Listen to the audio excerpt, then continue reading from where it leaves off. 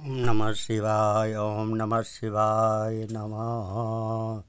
वंदे देव उमापतिं सुरगुरुं वंदे जगत्कारणं वंदे पन्नगभूषणं मृगधरं वंदे पशूनां पतिं वंदे शूरशशाङ्कवह्निनयनं वंदे मुकुन्दप्रियं वंदे भक्तजनाश्रयं च वरदां वंदे शिवं शङ्करम्।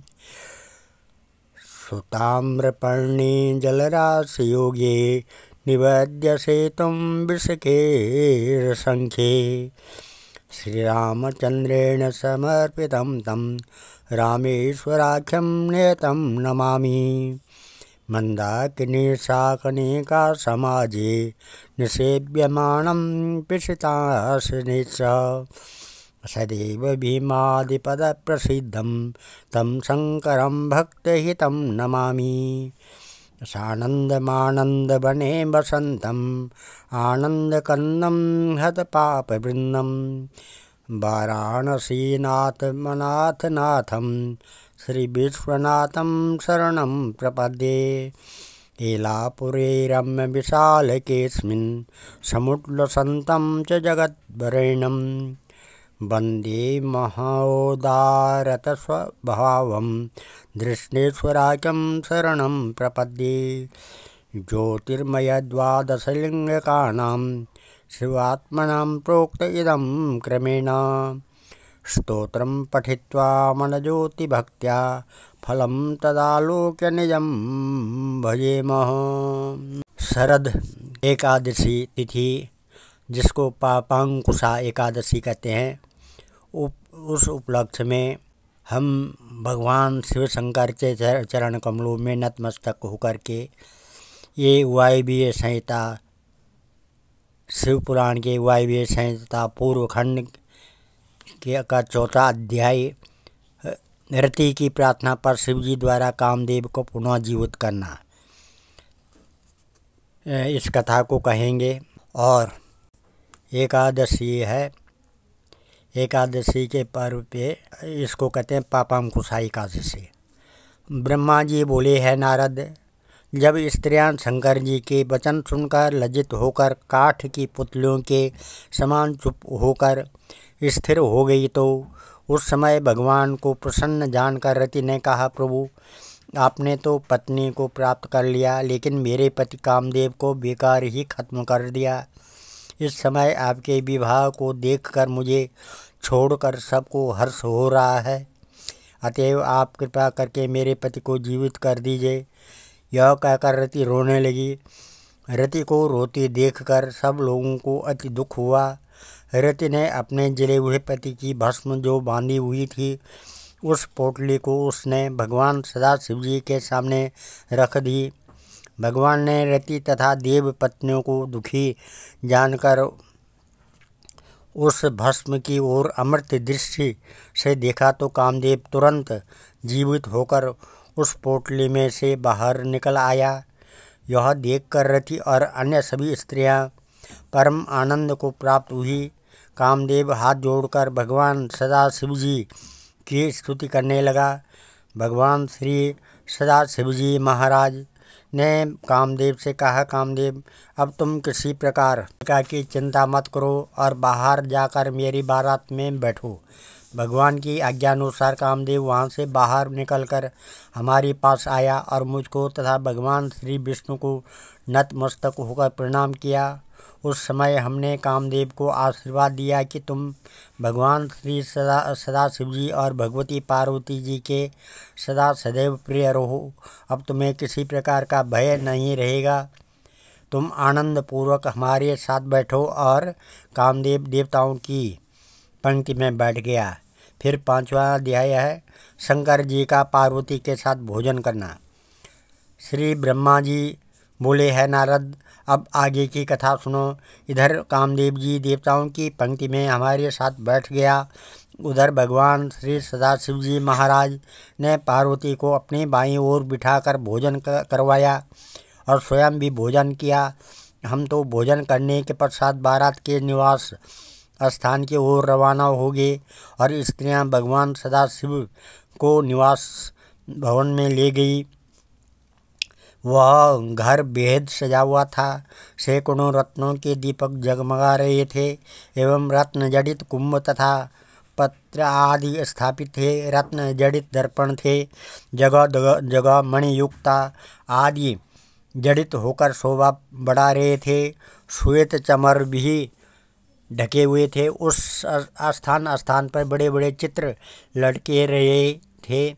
लटक रहे थे जिसमें कि विविध दृश्य दिखाई दे रहे थे। यह घर विश्वकर्मा ने विशेष रूप से अपने हाथों से तैयार किया था। वहाँ भगवान श्री सदाशिव जी और पार्वती ने एक रत्न जड़ित बड़े से पलंग पर बैठकर तांबूल सेवन किया।